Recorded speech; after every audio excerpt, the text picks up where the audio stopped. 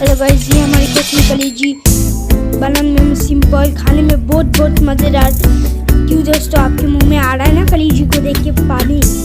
जल्दी से जाए हमारे चैनल को लाइक कीजिए, सब्सक्राइब कीजिए, बेल आइकन दबाएं, शेयर कीजिए। अगली वीडियो में मिलते हैं, बाय।